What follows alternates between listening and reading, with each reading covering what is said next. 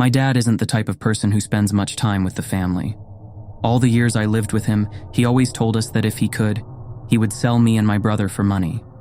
Me and my brother always knew he was joking, but we also knew that he was a tough guy who would do anything for something he cared about. My dad wasn't very fit, and he was quite the glutton. Me and my brother weren't that close, but my mom always took care of us, always checking if we were okay, if we were hungry, happy, sad. Anyway, I left home 3 years ago. I've been living alone in an apartment for 3 years now, and I manage just fine. Anyway, I spend a lot of time on the dark web. I play a lot of pirated games there so I don't have to buy them. I access it through a browser called Tor, which allows you to access all kinds of sites and games that you can't reach through a regular browser. The next evening, around 8 p.m., I logged into the browser and scrolled through the sites for about an hour and a half until I came across a site called Hide and Seek. It said that if you played, you'd earn money, so I figured there was nothing to lose. I was sure it was just a simple game of hide and seek, where you hide and search for other players. I read the description and decided to join. I entered the game, and after a few seconds, a text box popped up saying, "Welcome to the game of hide and seek. You'll need to wait for more players to join." After the text box disappeared, another popped up. 5 out of 8 players. You'll need to wait a bit longer. After 5 minutes, it finally happened. Welcome to the game of hide and seek. The game will begin in 20 seconds. In the meantime, think about where you should hide. I thought to myself, I don't even know the map of this game. How am I supposed to think of a hiding spot? I decided to ignore it, and the game began. On my screen, another text box appeared saying, "You have 20 seconds to hide before the seekers start looking for you." Sounds normal, right?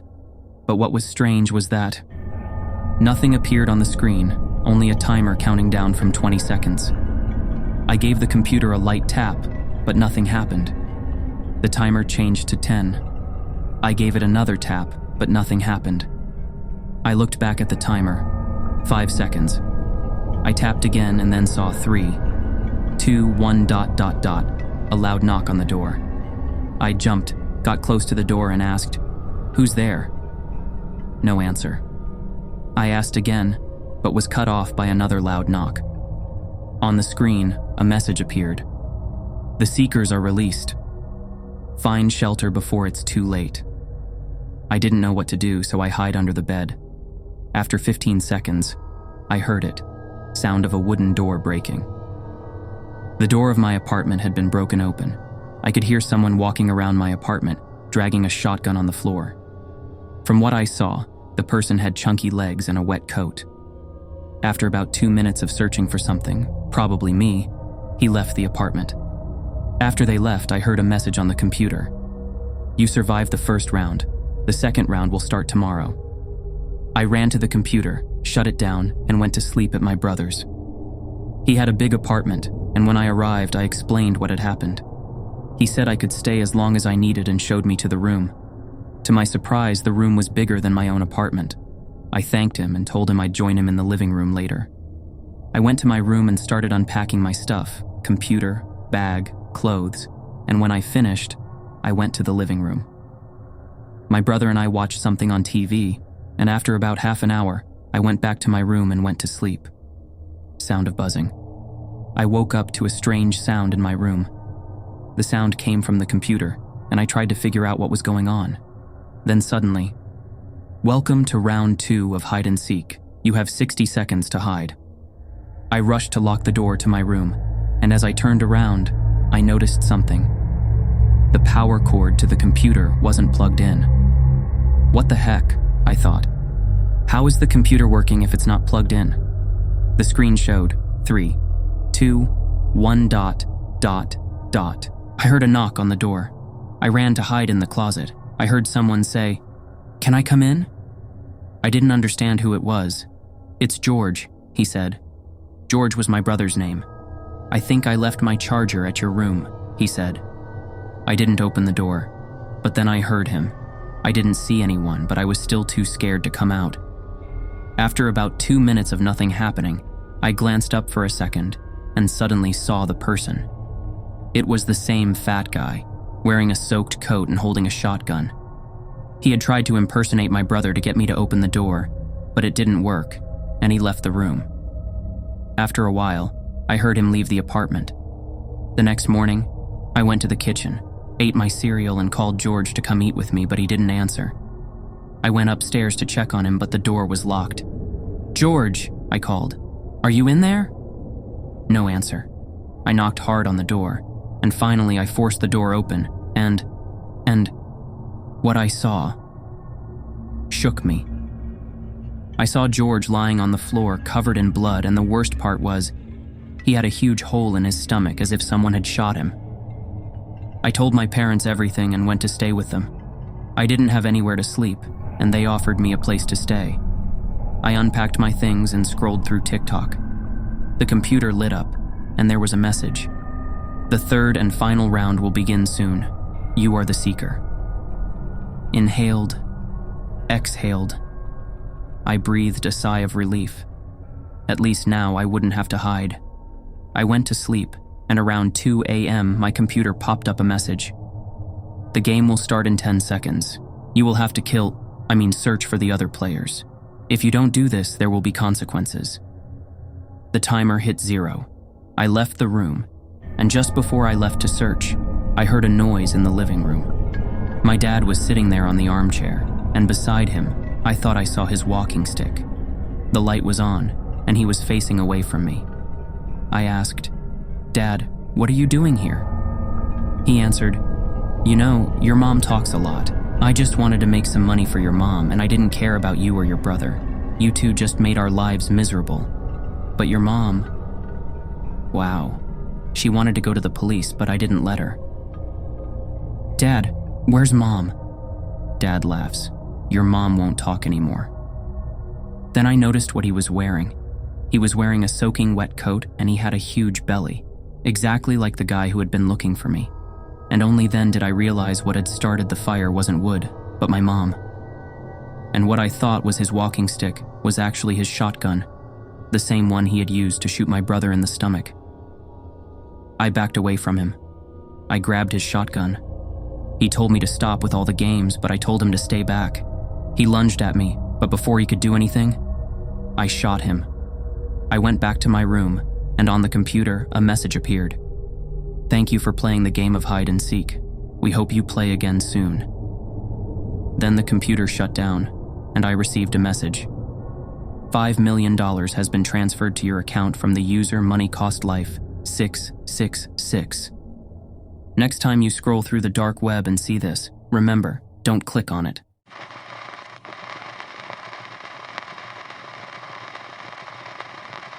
There used to be a small YouTube channel called Sam's Online Food Review. It was run by my best friend Sam Ryder, a channel full of videos that consisted of Sam eating and reviewing food and drink before a camera. His channel garnered around 10,000 subscribers, which although wasn't huge, it was big enough for Sam to be dedicated to it.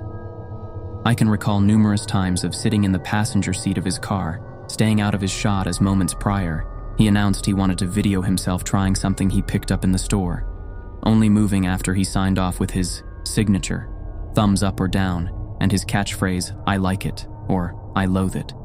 He was liked for his friendly attitude and happy all-round good guy persona. He was well received by his audience. Rarely were there any hate comments. And when there was, Sam would shrug them off and keep smiling. Sam was always smiling. Sam's Online Food Review went dark 7 months ago. No warning, no notice, just deactivated. I didn't hear or see from Sam despite numerous phone calls and house visits to no avail. 6 days after his channel was deleted, I called the police to do a welfare check on Sam. I was worried he had fallen ill or hurt himself. The police made entry into his property and found nothing, and Sam was declared a missing person.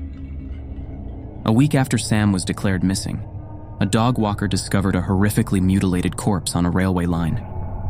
The body had severe lacerations all around the head, arms, chest, and legs, and was almost cut in two across the waist. The decomposing internal organs splayed out of the gruesome V-shaped cut. The autopsy report noted that although no direct cause of death could be confirmed, it was likely the large slit in the throat that brought on death. The autopsy also turned up questionable findings, including the body missing its stomach and heart. long strips of flesh removed off the chest, arms, and lower back, and that the body was exsanguinated. The scene wasn't remarkably bloody, yet the body was almost completely drained of blood. 2 weeks later, the police had identified the deceased. Despite the damage that had occurred to the corpse, the teeth were intact enough to get a viable reference for dental records. My worst fears for Sam were realized. It was him. The police investigated, but could not find forensic evidence of any other person being on the scene. They eventually came to the conclusion that he was hit by a passing freight train, the lacerations and disembowelment attributed to being dragged under, and the missing organs explained away as being eaten by wildlife, a fox maybe. Sam's mother decided it was best to cremate what remained of her only son. I stood next to her as the beach coffin was pulled into the large furnace, as the door closed and the gas jets ignited with a whoosh. She broke down into tears, and so did I. I stood there sobbing for the entire 90 minutes it took for one of the people I grew up with and shared so many memories with was vaporized. I mourned my friend and done my best to move on, and it was going well. I got distracted, got a new job, started dating a girl I met through my work. A few months passed, and even though I missed Sam, things were going well. Right up to the point when I was browsing Reddit at 3 a.m. that I received a Facebook message from the account of my dead friend. I froze. Seeing his profile picture in the messenger bubble, a picture taken during good times, Sam's wide smile plastered on his face, I felt a sudden chill. A profound sense of fear enveloped me. You know the fear that makes you cold, and your limbs ache as the slow drip of adrenaline spreads throughout your body. With dread, I opened the message. It was a link to a file-sharing website. I stared at the seemingly random amalgamation of numbers and letters that made up the URL, my head racing through what the hell was on the other side of the link, and more importantly, why did my dead friend send me it? My hand seemingly on autopilot brought the cursor above the link, with my gut instinct screaming no. I clicked on the link. Before my finger had lifted from the click, I immediately regretted what I just did. Chrome opened a new tab to the website. The screen was gray, apart from a black rectangle in the middle of the page which had a play button over it. I stared at it, unwilling to click. What I was scared of, I did not know. Around 10 seconds had passed, then the screen refreshed. Instead of the play button, the rectangle had the words "Auto" playing in 5 seconds in bright white on it. I watched as the numbers counted down, trying to understand what was going on. An abrupt buzzing noise made me jump. The video began to play. The camera was pointed at what appeared to be a grimy, white-tiled surface. I could hear the sound of muffled whimpering, followed by footsteps of someone approaching the camera. There was some slight rusting noise as the camera was adjusted. The screen blurred out as the camera was turned. When the camera came back into focus, I let out a choked gasp. In the middle of a white-tiled room, Sam lay on his back on a stainless steel table, his eyes wide in pure, unfiltered terror. The light of a single bulb hanging over the table reflected off the sheen of sweat that coated his forehead, his naked chest rising and falling rapidly in panic. He looked into the camera and attempted to yell. The noise, muffled by a tight cloth gag that was bound around his head. His hands were also bound together tightly with duct tape. I stared at the screen, feeling increasingly sick, my brain failing to grasp what was going on. Before I could even comprehend what was happening, the sound of Sam's squirming and whimpering was interrupted by a high-pitched, "Welcome to Sam's online food review. Today we have a special treat." The mocking tone came from behind the camera. Sam's panic increased. He started jerking his body, trying to free his hands. The voice continued. "Today we will try what is considered a delicacy in many countries, although usually a forbidden one, that is." The camera zoomed out slightly, and a man appeared in the frame standing in front of Sam. He was dressed in a white coat with a red striped apron on. He wore a butcher's hat and a cloth face mask. In his rubber-gloved hands, he held a large red-handled butcher's scimitar, and in the other, he held a sharpening rod. The man started running the knife up and down the blade in a smooth fashion, the steel on steel making a smooth shk, shk noise. Sam's panicked, muffled yells growing stronger. The man placed down the sharpening rod and walked around the table. Sam turned his head and started what sounded like desperate pleading with the man. "Poor little lamb," the man cooed. "It won't hurt long and you'll be delicious." Even from here, I could see that tears filled my friend's eyes as he struggled. The man rolled Sam onto his front and pulled his head over the edge of the table. The man then walked out of shot and returned with a metal bucket. He placed it on the floor below Sam's head.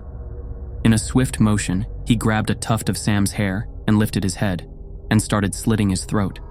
Crimson burst from his neck and splashed over the bucket and onto the floor, my friend's body jerking uncontrollably as blood spewed out of his neck like a volcanic eruption.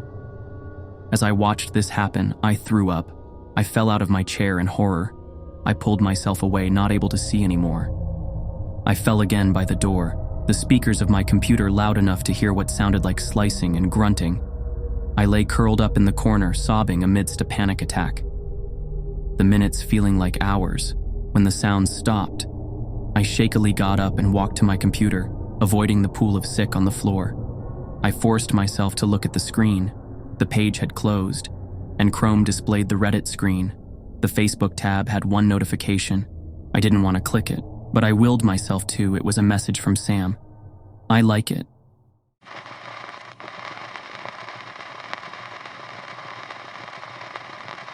I hate the deep web, or dark web as most people like to call it. It was a new concept to me, and it was exactly the thing that I thought that I needed. Let me explain. About 1.5 years ago, my mom had caught me smoking weed in the backyard. I thought she wasn't home, but I was wrong, I guess. Right after I got caught, she started drug testing me. I tried to swindle the tests at first, but nothing online worked, especially when I tested positive for pot. I got grounded worse and worse every time I got tested positive. So eventually I just gave up. I don't know why, but I just love to get high.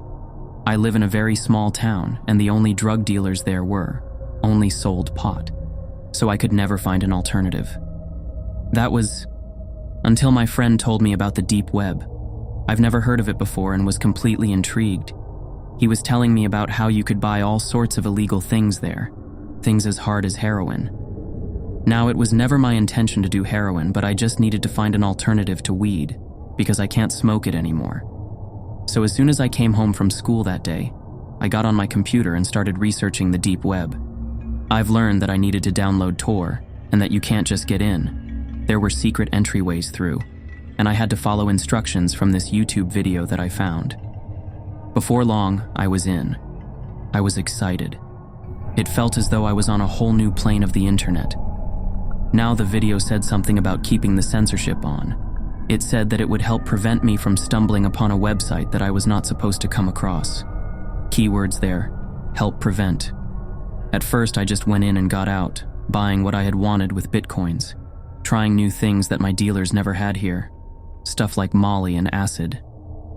I started having amazing experiences with these new substances that I was trying, and the deep web had made it so easy for me. One night, my usual package arrived at my friend's house. I went over and picked it up. It was the same box, as usual, nothing strange really. As I opened the box, the whole vibe was different. My drugs were still in there, thank God, but there was something extra, something that didn't usually come with it. There was a black card. It said on it, "You have been invited, congratulations." Under the text was what seemed to be a web address, and on the back of the card was a date and time. Under that, it said, "Don't be late." My friend was thoroughly freaked out. I, on the other hand, was overwhelmed with excitement. I don't know why. I just was. This event, if you will, was in 2 days. I was very curious as to what exactly I was invited to. All that I could hope was that it was nothing too bad. As I said, I've only been on the sites that sell drugs and guns. Nothing beyond that, and honestly I didn't think that the rest was any worse. Maybe just some illegal gambling sites and stuff with CP, which is actually much worse by the way. None of which I was interested in. Then it dawned on me, what if the link was to an online gambling session? Then again, isn't gambling actually legal? Oh, that's right, that just in school. It's legal anywhere, just frowned upon, I guess. How stupid am I? Then what is this link? It was killing me. A burning fire of curiosity was driving me for the next 2 days. I couldn't even do anything in class, I could barely eat, and stayed up late at night just wondering what's on the other side of that link. As I was in bed, I just couldn't handle it anymore. Whatever I was invited to was in about 6 hours, but I just could not wait any longer. I got my computer out and got back on the deep web. I then took out the card and copied the link into my computer. As I was about to click enter, but as soon as I was about to, I paused. Something for whatever reason had told me not to click it. However, I told myself that it was killing me to know the entire day and that I shouldn't let a little fear stop me from figuring it out. I then counted to 3 and clicked enter. My screen went black. It was black for a really long time. I was actually starting to think that it was a dead link. That was until something finally popped up. It was a white box, and in red letters, it had said, "Thank you for joining us." Unfortunately, there are no shows going on at the moment. The next show starts in 19 hours, 48 minutes, and 24 seconds. We hope to see you then. Needless to say, that made me disappointed, and only left my curiosity burning even more. I did not sleep that night. I just laid in my bed wondering what exactly the show was, and why was I invited to it. I can only assume that the seller of the drugs was the one who had invited me. But why? My mind had gone into full detective mode at this point. Eventually, I looked at the clock and realized that it was 4 a.m. Damn, that's late, or early depending on who you are. I started to get ready for school. I did my usual routine. I showered, got breakfast, and brushed my teeth. As I got done, I went straight to my bus stop. As I was about to get on, though, I heard a vibration go off in my pocket. It was my phone. I took it out and realized that I had gotten a text from an unknown number. It literally said, "unknown number." When I read the text, my stomach had sank. It said, "I'll see you tonight, James. It's going to be a lot of fun." I just stood there for a second. More than that, actually. I stood still for so long that the driver had to say something. "Hey, get on before I leave you." I then scurried on the bus, still a shocked look on my face. How did he know my name? Who was he, and how did he know about tonight? How did he get my phone number? As soon as I got off the bus, I decided not to even go to school. I had walked straight back home. It was only a 3-mile walk after all. I thought to myself that maybe the walk would calm my nerves just a little bit. Surprise, surprise, it didn't. As soon as I had gotten home, I went straight to my room. My mom wasn't home all day, so I didn't have to worry about her. I just worried about the task at hand. It was now 12 hours until the show, and my excitement had turned into pure fear. I had so many questions, and was wonder how the hell this person could have gotten my number, and on top of that knew my name. Another thing is that the text seemed so friendly, it unsettled me. I just sat in my room until 7:30 arrived. My mom still wasn't home, which was odd, but I dismissed it, because it meant that I didn't have to worry about her walking in my room during the show. My phone vibrated once again, and it was another message from the unknown number. "Early access for the show starts now," followed by, "Come, there is a special spot just for you." I did not know what he meant by that. However, I summoned some courage. I flipped open my laptop and typed the link into Tor once again. Once I clicked enter, noticed that the website took longer to load this time. When it did, I was met with a chat box on the right side of the screen and black everywhere else. The chat box was booming with conversations. Mostly people greeting each other saying, "Welcome back," or "It's good to meet you again." Someone had noticed that I was in there and said, "Who is this guy?" Someone else responded with, "I think he's the special guest." Wait, what? Is that what the text meant by "there is a special spot for me"? This was all getting too weird. In a sudden instant, the blackness on the screen turned red. Something popped up. It was a man wearing some kind of weird pig mask. All of a sudden, people were cheering in the chat. Then the man in the pig mask said, "Welcome back to the Red Show, everyone. It's good to see some familiar names again." I felt very uneasy. I wanted to get off the site, despite how excited I was yesterday. I dragged my mouse and tried to click out. Then my spine chills, and stomach once again felt like 1,000 butterflies. It didn't let me click out. The man in the pig mask then laughed. All of a sudden, another thing popped up on screen. It was what seemed to be a recording of someone in a room. Wait for a second. That looked like... My jaw dropped. I was looking at myself on the stream. It was me. It was me on the screen. My room, and everything. And it seemed to be a live recording too, because I was watching myself freak the fuck out. "What the fuck?" I shouted. The man in the mask had then said, "Welcome to the Red Show. James, you are today's special guest. Here are the rules of the show.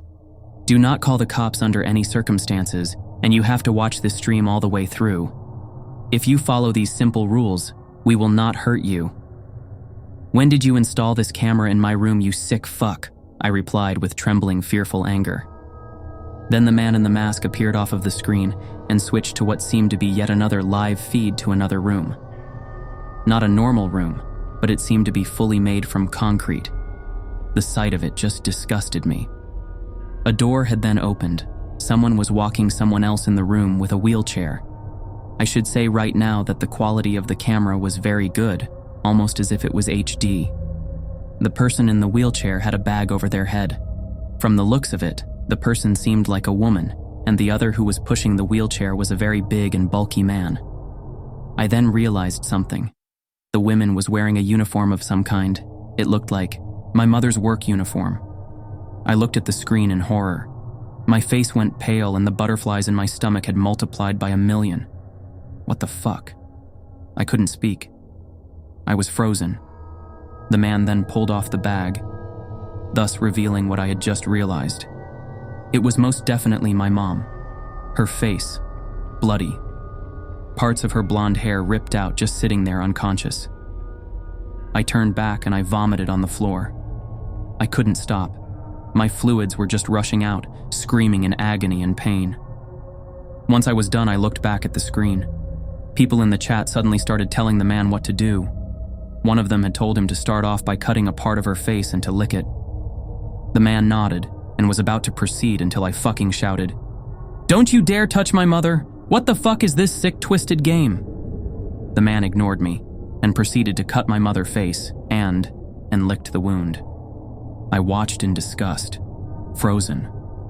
I just couldn't move anymore, knowing that there was nothing that I could do. Another person in the chat then said to rip her shirt off, and the man did just that, and as an extra token, he ripped her bra off as well.